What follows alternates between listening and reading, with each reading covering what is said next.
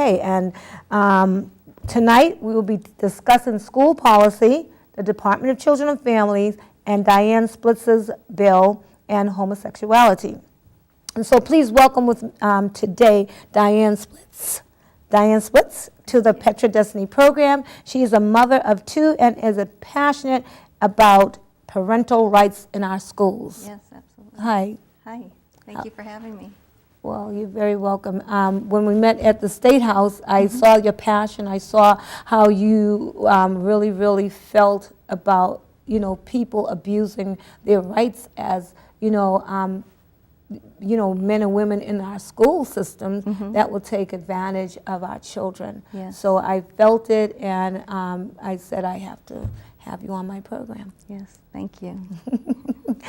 Okay, so a little bit about Diane's journey. You had a problem with the school that your son attended. They essentially took away your parental rights without due process.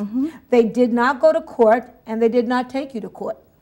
That's right. This right was not bestowed on them by their school board, their superintendent, or the Department of Education. The counselor took it upon herself to refer your son to a gay-straight youth alliance without your consent or the consent of his father. Yep. There appears to be a brainwashing of children who are confused of their sexual identity by the homosexual agenda in our schools, and DCF is there to reinforce it. Yes, yes. Is that correct? That's correct. Okay, so a little bit about the background information about your son. He attended a public school called Upper Cape Tech some years ago and was confused about his sexual identity. You and your husband have been taking him to a therapist to deal with it, and he, however, told the adjustment counselor at his school that he thought he was gay. And they referred him to the Cape and Islands Gay Straight Youth Alliance without your permission. Yep. Will you take it from here and tell us the rest of this intrusion into your family's space? Sure, sure. Actually, we weren't taking our son to a therapist for sexual identity issues. We had started taking him to a counselor a few years earlier, and it was a counselor who our pediatrician referred us to, and it was for childhood traumas that can lead to issues growing up. One being sexual identity issues. It can lead to other things too, like anorexia or suicide or whatever. So our son was in therapy. He had a very good therapist, and we believe it was because of the marketing of homosexuality in the schools that sort of led him down this path. At one point, a guidance counselor told me that she was surprised when he said that he thought he was gay because at one point he was sort of sharing his faith with people in school. And he was, some of the kids that were sexually active, he was encouraging them not to be, and including, kids with sexual identity issues. And so one of the things that parents should know is going on in the schools is that LGBT matters are being, there's propaganda going on, and sometimes when kids, and I don't know if this happened to him or not, have expressed concerns, they end up having sensitivity training and really are indoctrinated. So he was sent to the local Gay Straight Alliance club.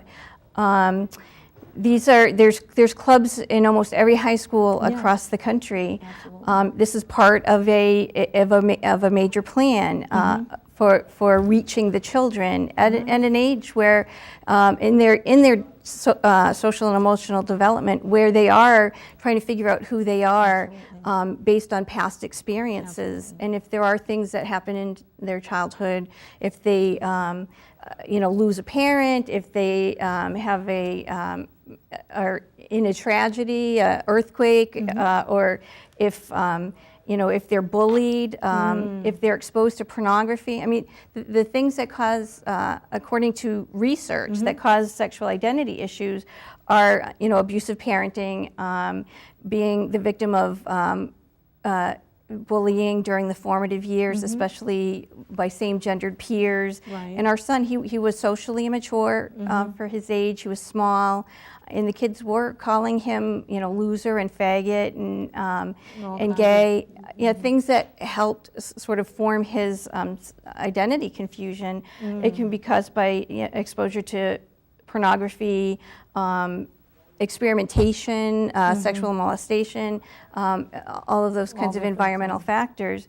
And the thing is that members of the homosexual community know this, yet there's propaganda out there that you're born that way and that you can't change. Okay. But many people have changed. Yeah. And we're gonna get to that in a moment. But I just wanted to kind of fill people in on your family and the issue that brought you to the table today. Yes. And so what I'd like to do without further ado right now is to go ahead to the YouTube called Parental Rights. It's a clip called Parental Rights in Danger. And this is very heartening. And so let's watch it. Most people agree that parents, and not the government, are best suited to raise their children and make crucial decisions in their lives. But a dangerous movement is underway. Within the courts of the United States and through the use of international law, parental rights are being challenged and gradually undermined. The parental rights we so often take for granted are coming under attack. Hi, I'm Mike Ferris. I've been defending parental rights in the court for over 30 years. I've seen a lot of problems, and so have you. We've seen the California Court of Appeals recently say that parents don't have the constitutional right to homeschool their children. We've seen the Supreme Court of Washington years ago say that if parents ground their children for taking illegal drugs, the state can remove custody, even though the rules are reasonable and the method of enforcement is reasonable. I even tried a case where parents lost custody of their child unless they would agree to not take their child to church on 3 services a week, but cut back to 1 service a week. No hints of abuse or neglect, just simply too much church in the opinion of the judge. There's a perfect storm coming. Parental rights are being threatened by liberal judges and sometimes even conservative judges who believe that only those rights that are actually in the text of the Constitution can be protected. We also see the threat of international law. If the UN Convention on the Rights of the Child becomes the law in this country, every parent in this country will lose their ability to make judgments for their child unless the government agrees with the judgments that the parent is making. This and many other threats to our parental rights will be solved only by the adoption of an amendment to the United States Constitution that explicitly protects the right of parents to direct the upbringing and education of their children. This stops international law. This stops the judges from going down the slippery slope of liberalism.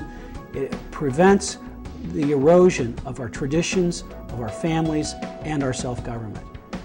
Of all the battles that we've been in together to stand up for the right of parents, this is the most important and the most difficult. But if we stand together, if all of us join together and raise our voices, Congress will respond. I need you to go to parentalrights.org. Sign up today to become a citizen co-sponsor. And then when called upon, call your senators, call your members of Congress, and urge them to support the Parental Rights Amendment. We need to stand together because it's not just for us, not just for this generation, but for generations to come. Visit parentalrights.org today to join with citizens across the nation in seeking to protect and preserve parental rights. Hi, and welcome back to the Petra Destinee program. I hope that you got some information and that you found it something that you need to have and that you want to help out, because it is important that our rights are being eroded, and sometimes we don't even know about it, okay? And that's the silent killer, okay? Because you're not aware of it, you're busy working, doing what you need to do, and behind there's another agenda going on. So if you would please do me a favor, go to parentalrights.org and sign up for that, the amendment to the Constitution that they want to put through Congress. Please, it's for your children and your children's children and your children's children. You know, they need you. And if you don't do that, we're going to find ourselves in a heap of trouble. Okay, so we're going back because this program is basically about parental rights. It is, but we're trying to give you some information, some backdrop as to a serious issue that occurred to a family, you know, Diane's family, and, you know, with no recourse, really, okay? And so she's still trying to deal with that. Your son was evaluated by a psychologist, and he stated that you and your husband had abandoned your child emotionally and socially isolated him. Can you tell us what happened next? Yeah, well, actually, the psychological evaluation happened at our request, and it was recommended by our long-term counselor that the pediatrician had referred us to, and also another counselor who we got involved in the situation. And our son did have an educational advocate because we found out that, you know, one of the reasons why he was socially immature was because he's actually very bright. He was testing several years above grade level, but he had some learning differences that weren't being addressed in school. We had him tested because he was having issues in school, only to find out that his issues were a result of his giftedness not being accommodated. After the insurance company had paid for that one, a couple of years later, you know, a few years later, he's in school, and when he announced that first he said he thought that he was gay, and then he later announced that he was gay. He had a complete change in his emotional. I mean, he was angry, he was sad, he was depressed, he was suicidal, he was in and out of the hospital 4 times threatening to commit suicide, and he was saying some irrational things and accusing us of things that, you know, that weren't true, and there always seemed to be a pressure on us to embrace his homosexuality, not just by him, but by others. But we felt that they were coaching him to almost bully us into absolutely their agenda. Yeah, even at the hospital when he was threatening to commit suicide, you know, the hospital staff would say, if you don't accept your son's homosexuality, you could lose him, and we thought that they just meant he was going to commit suicide, but you know, now we've come to understand that they were threatening to take him away as well. So anyways, to the team of professionals we had working with him suggested that the school do the psychological evaluation because our insurance company wouldn't cover it. So I went and asked the counseling office to do it. And she knew the team of professionals we had working with our son, except for one, and I gave her his business card and said, here's the other guy, the other counselor asking for this. I said, you know, we're concerned about how suicidal he really is, because at one point he indicated that he was doing it to scare us into accepting his homosexuality. And we wanted to know if he really believed some of the irrational things he was saying. So it was, we ended up getting notified by the school after a short amount of time that that the evaluation was finished, and they presented us the report. Well, no professional will do an evaluation on a student without talking to the parents. Correct. He didn't talk to either of the counselors or the educational advocate who had asked for the evaluation. He only talked to the school counselors who already exposed their biases, and our son, who was angry with us.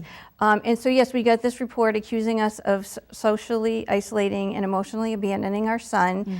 It also brought up a physical altercation with my husband, where it was just, my son was angry, he pinned me up against the wall, my husband took his arm and removed him from me. That was the only physical altercation there ever was, but in the report it made it look like my husband had somehow abused our son. So we were angry, and we had a meeting with the school counselors, and the psychologist came, and he obviously didn't know a lot of the stuff that was going on. Right. But what was also interesting is one of the counselors who requested the evaluation knew this guy, knew this psychologist for about 30 years. And when I showed him the report, he said to me, his worldview is all over that report. Wow. And after that, the educational advocate who knew us since our son was in kindergarten came to the school with us and told the superintendent and the principal in a meeting that is a bogus report. It's filled with lies, and we were requesting that it be removed from our son's permanent school record. We had started asking right away after we met with the counselors. It was in like August. We asked them in person, we asked them in writing, then we went to the principal, then we met with the principal, and the superintendent brought this educational advocate in. They waited until March. After the end of March, early April, we got a letter saying that because our son was now 18, they waited till his birthday and said, because he is 18 now, we can't remove it because only he has control of his records now. And the principal also admitted to me later that they don't like removing records because, years down the line, if a kid, if someone commits suicide or they kill someone or do something tragic, they always look back to the school records. So he was covering his butt. He wanted to make sure that we were the ones that looked guilty, not the school, even though it was lies. So we believe that they used that as sort of evidence to take him away from us. Well, you know what?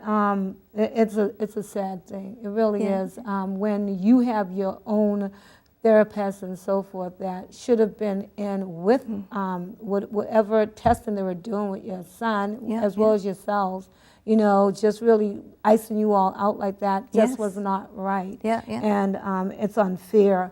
And we know, again, that it's being skewed for their purposes, and to bring another person into their fold. An incident also took place that was traumatic for your son. What did the adjustment counselor or the LGBT Alliance liaison tell you? Well, we found out that the guidance counselor who referred our son to the Gay Straight Alliance Club was the LGBT liaison at the school. I didn't find that out for months afterwards, but when we found out that she had referred him, I went to her and I asked her, what right did you have to refer our 16-year-old son to an organization outside of school without our knowledge or consent? And she said to me, I didn't refer him, I merely gave him a business card. I'm like, what do you think referring means? And she defended her actions, and then, we went to the principal and we went to the superintendent. They defended her actions. We also asked that they not allow a Gay Straight Alliance Club into the school. But then, later, like I said, I found that getting these clubs into the schools, it was all part of the plan. From the beginning. And now that they've got them in most high schools, they're moving into junior highs, and eventually they want to move into elementary schools, because the earlier they can get kids to identify. Indoctrinating is key, but also the kids who are indoctrinating for all, because they want the allies for the kids who aren't sexually confused. But the earlier they can get kids to identify as LGBT and sort of commit to that, the harder it will be for them to overcome it. Whereas most kids who have sexual identity issues overcome it on their own, even without any kind of intervention. Until now, that this is why people want to have access to our children, and the schools are giving it to them. Sad.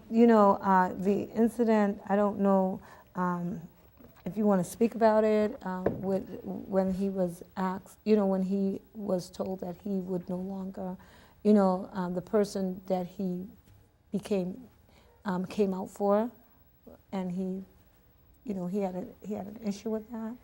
So I don't know if you want to talk about that, if that's too Yeah, much, for you. But I just wanted to let people know that there's so much trauma that goes along with dealing with being gay. Or whatever. So so he did announce that he was gay because he had a crush on someone.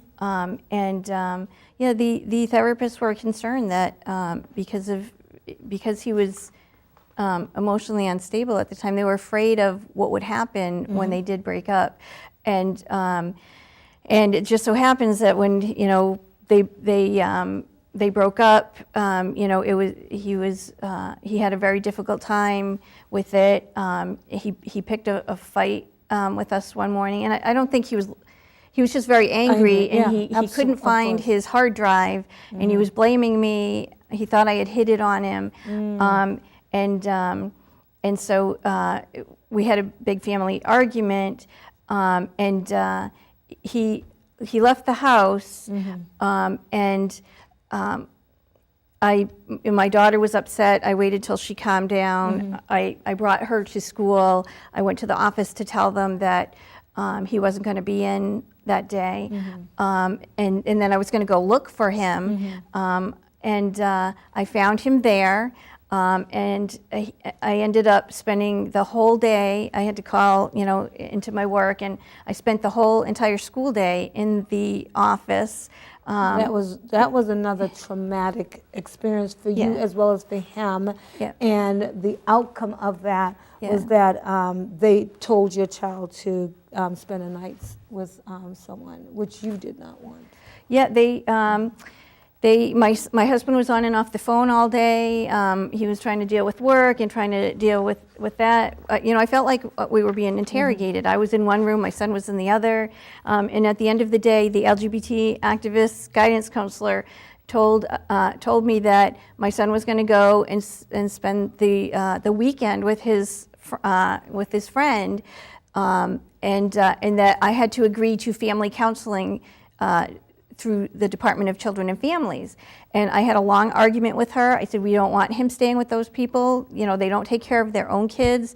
They're permissive. They don't have any rules or boundaries, which is why he wanted to stay there. The dad was bisexual and was encouraging his identity issues. Confusion. And I also said, we do not need family counseling through DCF. I don't want any involvement with DCF. I said, we already have a team of people working with our family. We don't want basically the government involved. And we had in writing after the whole psychologist report incident, I had in writing told them, you concern yourselves only with educational and college planning matters. All other personal matters need to be referred to his counselor, the one that the pediatrician had referred us to. Yet on this particular day, we had a fight, a family argument. He calls the school. They illegally came to our neighborhood, picked him up, drove him to school, and then put these demands on us, And then, the thing is that that's out of their territory. Yes, they have very much no crossed right the line to talk to you in the manner that they talk to you. You are the parent, they are not. And they cannot assume the right as being a parent. So therefore, for me, that is kind of concerning to me. It's problematic to me to know that, we're going to put someone in a school that's going to tell you as a parent or me as a parent or any one of us as a parent what we can do or not do for our children. And that's not... they work for us. Yes, they do, and they're not supposed to be telling us what to do. My thing is, you hinted about this a little earlier, that they told your son he was gay when he went to the Gay Straight Alliance Club, youth club. They're told that they're born gay. They're born and gay. that they can't change, and trying to change is dangerous, and all of that is untrue. Just to keep them. Yep. And so there are espousing that people are born gay in that is not a fact, as you just said, if that was informed, what evidence do you have to support what you said? Well, the people who were in the American Psychological Association, back in 1973, homosexuality was removed as a disorder from the Manual of Mental Health Disorders. And it wasn't because of any scientific research, it was because of activism within the organization and without. Politics. And there's been a number of people who have written about that, including the former president of the APA. There was, I think I have his name here. There's Joseph Nicolosi. He started an organization called NARTH. It's now called Therapeutic Choices. But he's helped thousands of people with unwanted same-sex attraction overcome it. Nicholas Cummings was his name. He wrote a book about how the American Psychological Association, and there are other professional organizations who have basically these organizations have been hijacked by activists, and they're not about science or reality at all. So let's say they're being politically correct at this moment, and so everybody is being herded into one area. They're singing out of the same songbook right now, and that's so shameful, because if you don't have the science to prove it, and they don't, okay. And actually, there's been a number of identical twin studies. Now, if identical twins have identical genes, then they would either both be gay or both be straight 100% of the time, and that's not the case. The identical twin studies that have been done, anywhere from like 11 to 20% of the time, when one has sexual identity issues, the other one does not. So those pretty conclusively show that there is no gay gene, and the fact that people can come out of it and go on to lead, healthy, happy, heterosexual lives shows that it is something that you're not born with, but something that you can overcome. And what are the medical, psychological consequences of living a homosexual lifestyle? Yeah, there are, first of all, there is the psychological issues, because again, it is born out of trauma or negative experiences in your childhood, and no matter what your negative experiences are, and some people become anorexic, some become alcoholics, people deal with it, some people have trouble having healthy relationships, whatever it might be. So there's the whole psychological effects of it, and suicidal thoughts and all of that. But homosexual men especially have a 25 to 30 year life decrease in life expectancy because of the medical issues, chronic and potentially fatal liver disease, infectious hepatitis, risk of liver cancer, HIV and AIDS. Still well over 70% of the new cases each year are men who have sex with men. And sadly, the biggest age group is 13 to 23-year-olds. So at some point you got to ask, who are these 13-year-olds, having sex with, that they're getting AIDS? Fetal rectal cancer, multiple bowel and other infectious diseases. I mean, you can, so there's nothing good that's coming out of this, and the other part of that is that, being having sex with another man, you're not going to be able to, what God created to be a seed sower, putting life back into this planet. So therefore, that is probably part of the whole conspiracy, because of the population control. They want to see two men together, two women together, because they don't want children in this earth. Well, and it's an attack on faith too. I mean, God in Genesis created, man and woman, and He said a man shall leave his mother and father, cleave to his wife, and the two shall become one flesh.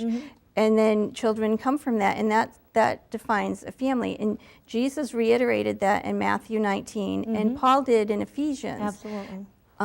When we break away from that, there are going to be consequences, and unfortunately, early death and all kinds of severe medical issues are among them. Yes. My parental consent bill I did in collaboration with Mass Resistance, which is an organization that's been studying We're going to get to that in a little while. But they put together this book, and it's a really thick book that talks about the medical Homosexual consequences. hazards. And just to show you, there's an endorsement right on the inside cover from Dr. Paul Church, who he was 35 years. He's been a urologist, and he was with Beth Israel Hospital. He got fired for speaking out against the promotion of homosexuality. Beth Israel promotes it within the hospital, and he had the nerve to ask, why are you promoting a lifestyle that's killing my patients? That's right. And for that, he got disciplined, and he wouldn't, take back his position and start promoting this, and so he ended up getting fired for no other reason other than that he has an exemplary record as a physician, but he lost his job. But and that's sad, because if you're looking out for the health of your people, Yes, then you're going to get canned, because you're saying, listen, what they're doing is hurting them and harming them. So therefore, we need to find out why you're promoting this. So that is a problem. That really is a problem. So we have to look at that and know that it's a hazard, as it says so. And you can go to the CDC website and just look it up. There's hepatitis, HIV, all kinds of people can go to the CDC the Center of Disease Control website and look it up. It's all right there on the government website. Absolutely. Well, my next area is you had an occasion to go to a gay, lesbian, straight education conference. Can you tell us a little about that? So I was curious about all this when I went to the counselor and then went to the principal and the superintendent. They said, if you have a problem, they just kept sending me up the chain of command. Stonewalling you. Go to the Department of Education. I talked to the lawyer there. I sent a certified letter. They failed to respond to me. But if you go to the Massachusetts Department of Education website, there are links to LGBT activist groups, including the Gay, Lesbian, Straight Education Network. This is an organization that was created in the 1990s to indoctrinate children in schools. It was started by a guy named Kevin Jennings, who later became President Barack Obama's Safe School Czar in 2009. Fistgate, right? Fistgate, Mass Resistance, who I've been working closely with, they went back in the, I think, early 2000s, and that's when the whole Fistgate thing came up. He was part of that. That whole process. But it's a conference it's a teachers' conference, so teachers go for workshops on basically how to indoctrinate your kids. But they also have workshops for students. So students get bussed in. These Gay Straight Alliance clubs and their allies, they come in and they attend these workshops. Okay. And what are some of the things that they tell the teachers? Well, one of the workshops I attended was called Queering the Classroom. And they talk about using children's literature.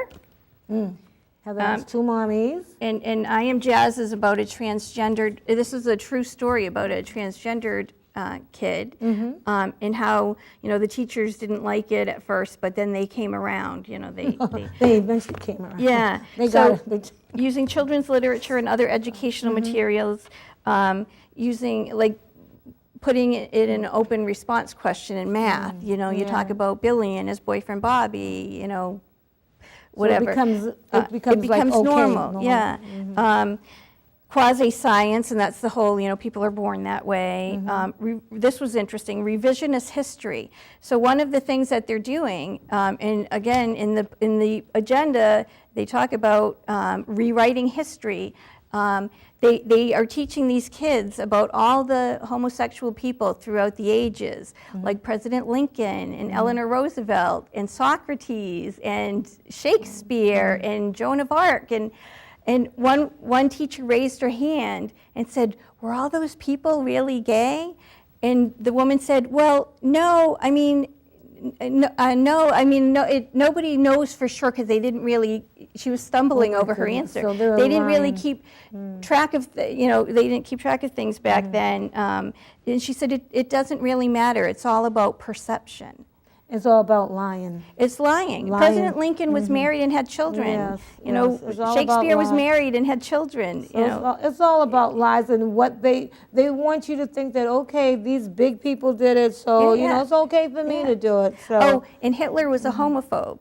It's important to associate bad historical people as being homophobic, and good people, especially people, Michelangelo, people who were very spiritual people.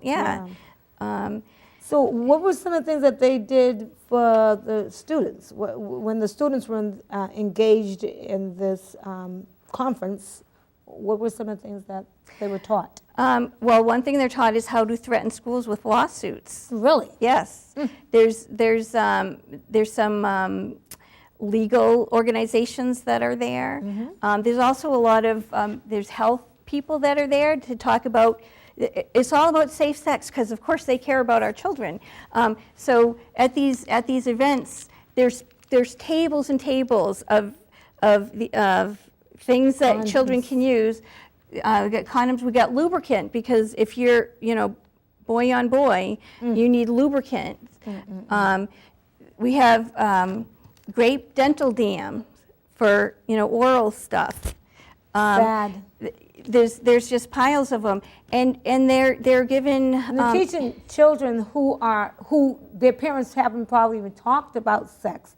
They're being taught this nonsense, and that to me is you are crossing the line, because it's not your duty to tell my child anything about sex. It's my duty, my responsibility, and the church, if anybody, but not the school. Yep. And they're teaching them about dangerous and really unhealthy sex. Like the fisting that you were talking about, sadomasochistic stuff. There's nothing loving about that. Now, safe sex isn't just about wearing a condom. It's about having safe words, so that when you're in a sort of an abusive situation, because you want to be, no is not the word you use. So you have safe words or code words, meaning, all right, it's getting a little too rough.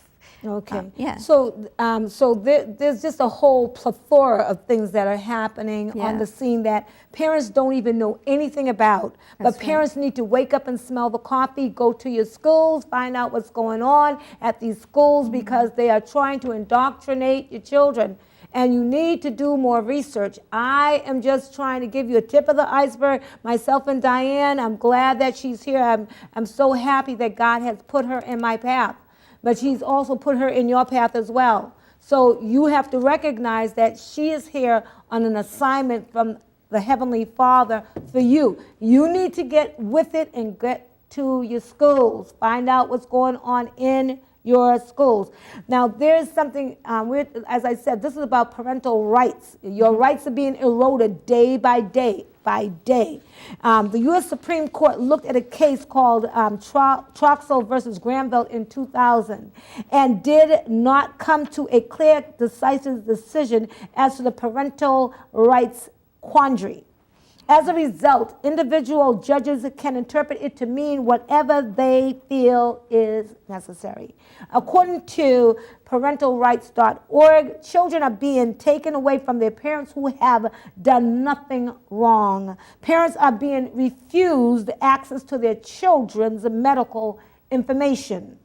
Parents are being told that they do not have the right to be on public school property while their children are in attendance, nor to object to materials being taught.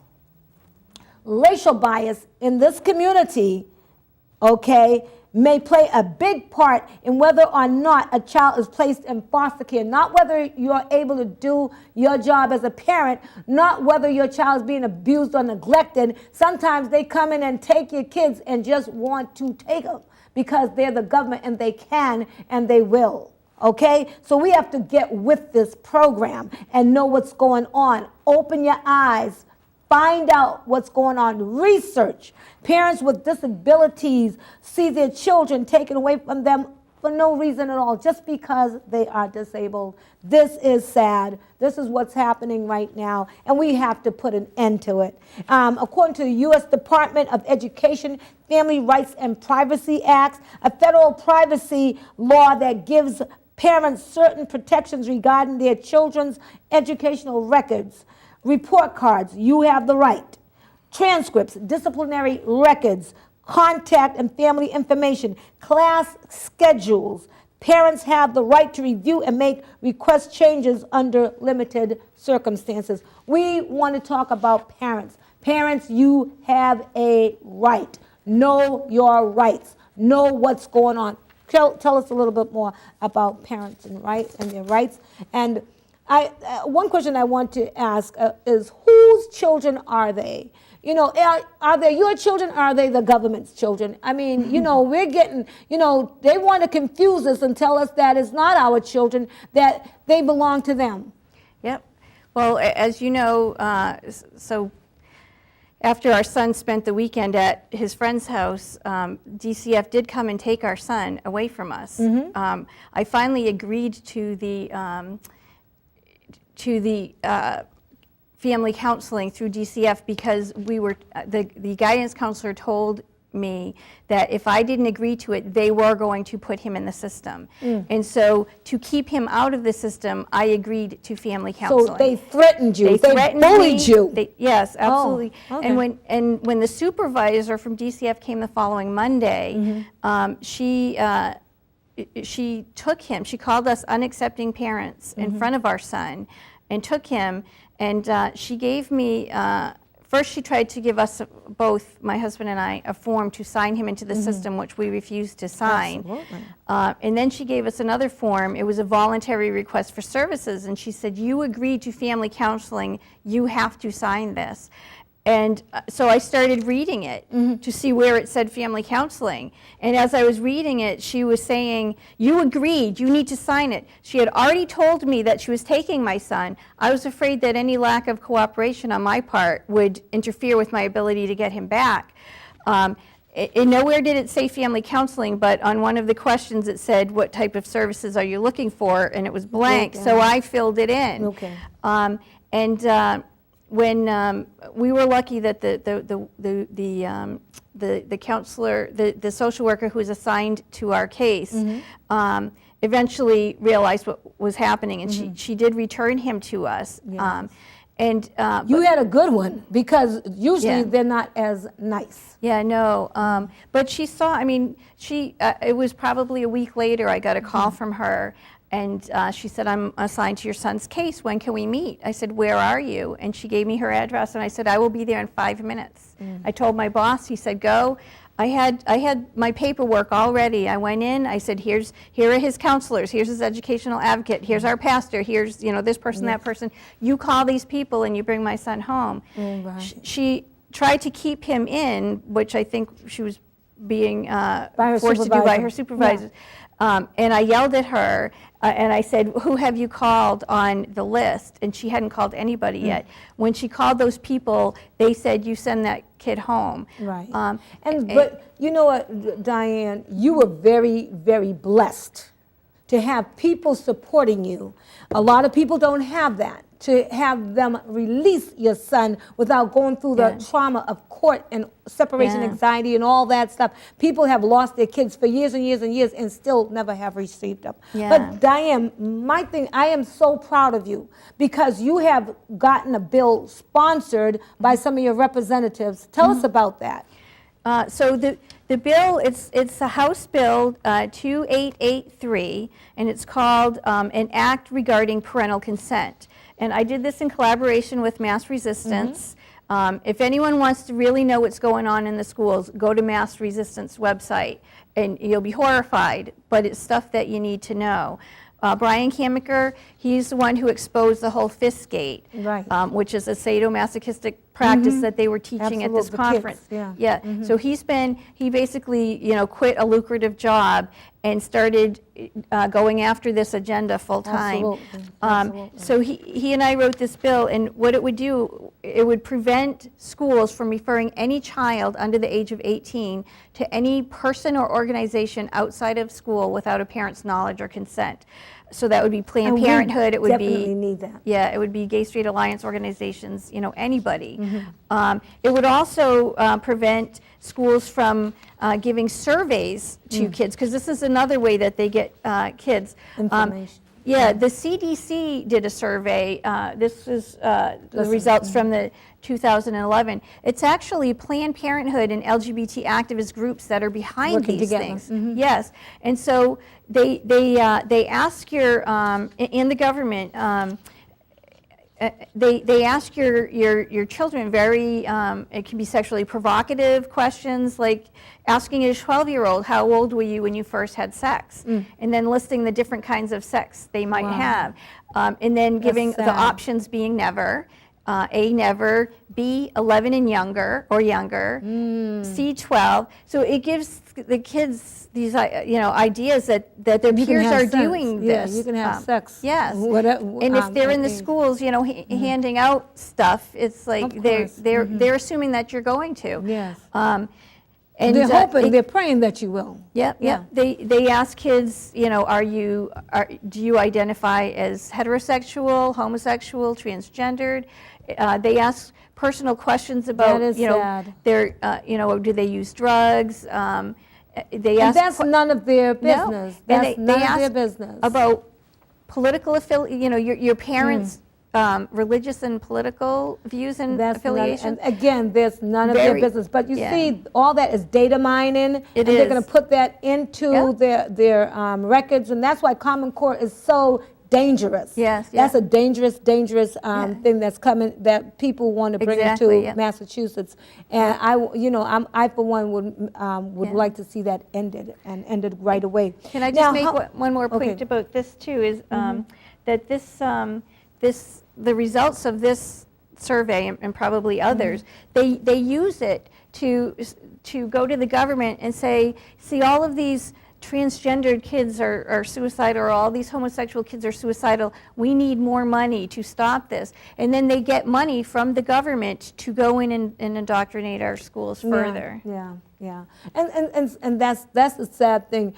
We as taxpayers are funding this. It's not the government. The government doesn't have their own little kitty. They're getting money from taxpayers to pay for this indoctrination of our children, and we need to stop that. And they disguise it. They call it, healthy youth, or they call it diversity, or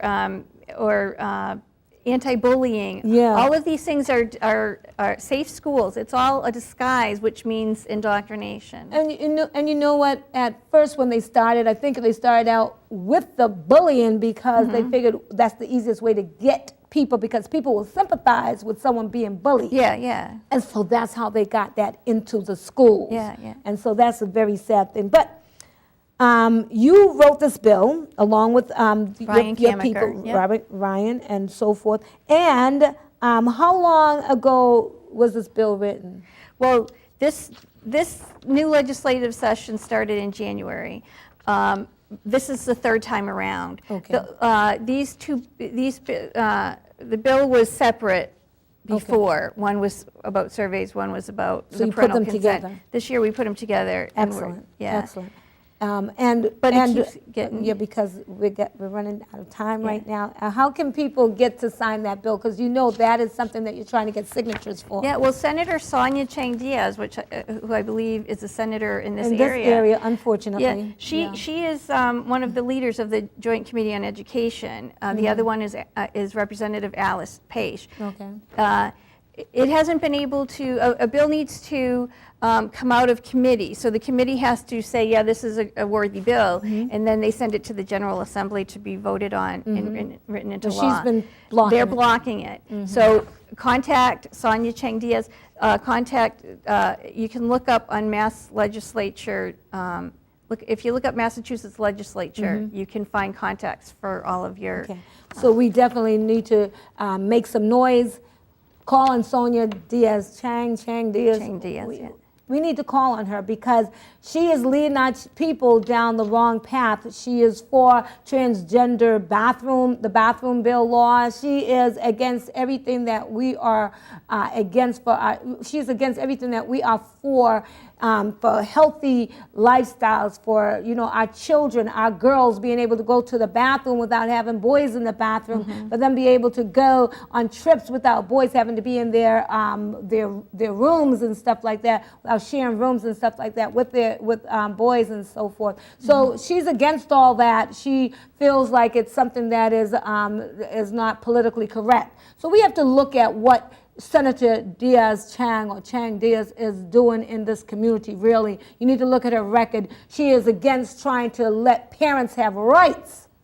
She wants to be the one telling your child what to do and what they can't do. She wants big government in our children's life, in your life.